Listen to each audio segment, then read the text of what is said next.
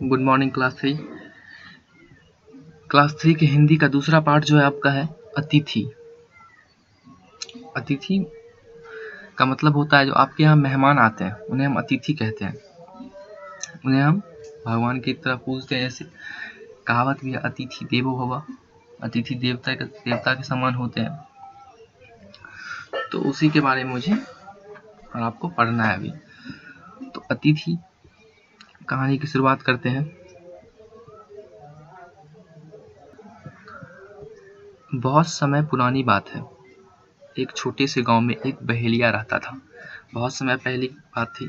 एक बहेलिया मतलब होता है चिड़िया को पकड़ने वाला, पक्षियों को जो शिकार करता है उसे हम जो शिकार करने वाला होता है चिड़िया का, उसे हम बहेलिया कहते हैं। वह बहुत क्रूर था। क्रूर मतलब जिसमें दया नाम की चीज ना हो, उसे हम क्रूर कहते हैं। वो बहेलिया जो था बहुत क्रूर था। एक बार उसने घर खाने को कुछ भी नहीं था, उसके घर में एक दिन खाने को कुछ नहीं था। उसकी पत्नी ने उससे कहा, जाइए जंगल में से शिकार करके लाइए। 2 दिन से घर में कुछ नहीं पका। उसकी पत्नी जो थी बहेलिया का मतलब पक्षी पकड़ने वाले का, उसकी पत्नी ने उसे कहा कि जाइए जंगल से कुछ शिकार करके लाइए, 2 दिनों से घर में कुछ नहीं पका। बहेलिया जंगल में गया और अपने शिकार की तलाश में इधर उधर भटकने लगा। सुबह से शाम तक भटकने के बाद उसके हाथ एक कबूतरी लगी और कुछ क्षण बाद ही तेज वर्षा होने लगी। सुबह से शाम तक उसने जब शिकार के लिए इधर उधर भटका तो उसे एक कबूतरी मिली, और कबूतरी मिलने के साथ साथ तेज बारिश होने लगी। वर्षा से बचने के लिए बहेलिया एक वृक्ष के नीचे आकर बैठ गया। ठीक है, वृक्ष के नीचे बैठ गया। कुछ देर बाद वर्षा थम गई, बादल छट गए और आसमान साफ हो गया। तभी उस कबूतरी की पति जिसको उसने पकड़ा था, उस कबूतर अपनी पत्नी को ढूंढते हुए उसी पेड़ की शाखा पर आकर बैठ गया। कबूतरी अपने पति को देखकर बहुत खुश हुई। ठीक है, कबूतरी ने अपने पति से कहा, पतिदेव अब मैं आपके हित की बात करती हूँ।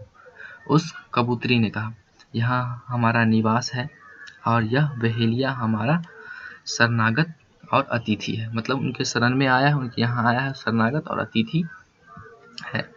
यह भूख और प्यास से व्याकुल है, मतलब बहुत तेज भूख लगी तो उसे वह व्याकुल था। इसकी सेवा करना हमारा धर्म है।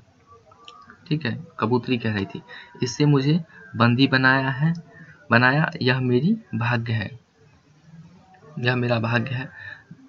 उस कबूतरी ने अपने पति से कहा, दुख भोगने वाले को तो दुख भोगना ही है, इसलिए मेरे बंधन की बात को भूलकर आप बहेलिया का यथोचित आतिथ्य करके अपने कर्तव्य का निर्वहन करें। उसकी जो कबूतरी को उसने पकड़ा था, उसने कहा, इस बहेलिया मतलब पक्षी पकड़ने वाला का आप अतिथि का सत्कार करें और अपने कर्तव्य का निर्वहन करें। पत्नी की इच्छानुसार बड़े ही शांत स्वर से बहेलिया के पास आकर कबूतर ने उससे कहा, श्रीमान आप मेरे अतिथि हैं, अतः मैं आपकी क्या सेवा कर सकता हूँ? कबूतर ने पूछा, अतिथि भगवान का रूप होते हैं, मतलब होता है, उसकी सेवा करना हमारा गृहस्थ का कर्तव्य है। हर गृहस्थ का, किसी आपके यहाँ से कोई मेहमान अगर आता है या किसी के यहाँ, तो उसका सेवा करना तो आपका परम कर्तव्य होता है ना। तो वही कह रहा था कबूतर कि आपकी सेवा करना हर गृहस्थ का कर्तव्य होता है, इसीलिए मैं भी आपकी सेवा करूं। बहेलिया ने कहा, किसी प्रकार मुझे ठंड से बचाने की व्यवस्था करें। बहेलिया ने कहा कि किसी प्रकार, ठंड बहुत लग रही थी बारिश होने के कारण, तो उसने कहा किसी प्रकार मुझे ठंड से बचाने की व्यवस्था करें। बहेलिया की बात सुनकर कबूतर ने उड़ान भरी और थोड़ी ही देर में उसने आगे सूखी लकड़ियां ढेर कर लगा दिया और फिर कहीं से अंगारा लाकर उस लकड़ियों में आग लगा दी। कबूतर ने क्या किया, उसे ठंड लग रही थी बहेलिया को, तो उसने कहीं से सूखी लकड़ी लाई और फिर अंगारा ला करके उसमें आग जला दी। थोड़ी देर में उसकी कंपन कपकपी रुक गई, मतलब उसे ठंड जो लग रही थी वो रुक गई। कबूतर ने बेबसी से कहा, मेरे पास घर पर आए अतिथि को खिलाने के लिए कुछ नहीं है। कबूतर ने उस बहेलिया से कहा कि मेरे यहाँ जो आप आए हैं अतिथि को खिलाने के लिए मेरे पास कुछ भी नहीं है। बहेलिया ने कहा, भूख बर्दाश्त की जा सकती है लेकिन अपमान नहीं। उसे लगा कि ये इतना सम्मान देकर मेरा अपमान ही कर रहे हैं। श्रीमान, आप चिंतित ना हो, मैं अपने आप को आग में डालता हूँ। ये किसने कहा? ये कहा कबूतर ने। आप मेरे मांस खाकर अपनी भूख शांत करें। यह कहकर कबूतर ने खुद को आग में झोंक दिया। कबूतर का त्याग देखकर बहेलिया को अपने आप पर ग्लानि होने लगी। ग्लानि मतलब घुटन। अपने आप को दोषी अगर आप समझने लगे किसी काम में तो आपको ग्लानि होने लगी, आपको घुटन महसूस होने लगी कि मेरे कारण ये हुआ है। उसने अपने काम को निष्कृष्ट मानते हुए उसे बदलने का दृढ़ निश्चय कर लिया और कबूतरी को बंधन से मुक्त कर दिया। बहेलिया ने जब देखा कि कबूतर आग में कूद गया उसके लिए, तो उसे अपने आप की ग्लानि हुई और उसने अपने काम को गलत माना और उसने दृढ़ निश्चय लिया कि वो अपने काम को अब छोड़ देगा। उसने कबूतरी को बंधन से मुक्त भी कर दिया। अपने पति के आत्मदाह कर लेने से कबूतरी अपने जीवन का व्यर्थ मानते हुए उसी अग्नि में प्रविष्ट हो गई, मतलब उसी अग्नि में वो भी कूद गई।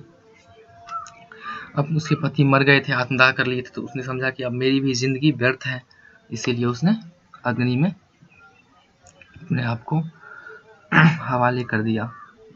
बहेलिया भी घने वन में जाकर कंदमूल और फल खाकर अपनी जीवन व्यतीत करने लगा। तो आपका ये पाठ दूसरा जो था अतिथि यहीं पे समाप्त हुआ। और इसका शब्दार्थ यहाँ पे दिया हुआ है। बहेलिया का मतलब पक्षी पकड़ने वाला, तालाश का मतलब होता है खोज, यहाँ पे देखिए।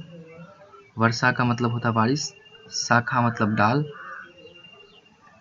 क्रूर मतलब निर्दयी, वृक्ष मतलब पेड़, थम जाना मतलब रुक जाना, और अतिथि मतलब होता है मेहमान। यहाँ पे कुछ और है। शरणागत शरण में आया हुआ, और ग्लानि मतलब घिरना, व्यर्थ मतलब बेकार, व्याकुल मतलब बेचैन। ये आपको शब्दार्थ याद कर लेना है और क्वेश्चन आंसर भी आपको खुद से बना के देखना है, ठीक है। क्वेश्चन आंसर बना के देखेंगे, बन जाएगा क्योंकि आसान ही था।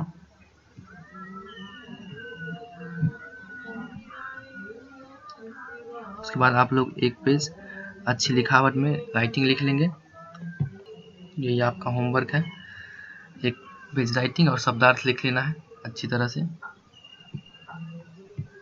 ये देख लीजिए, पार्ट 2 अतिथि कहानी पढ़ें और उसका शब्दार्थ याद करें और एक पेज सुंदर लिखावट में राइटिंग लिख के लाना है, ठीक है। घर पे रहिए, बाहर मत निकलिए अभी, ठीक है ना।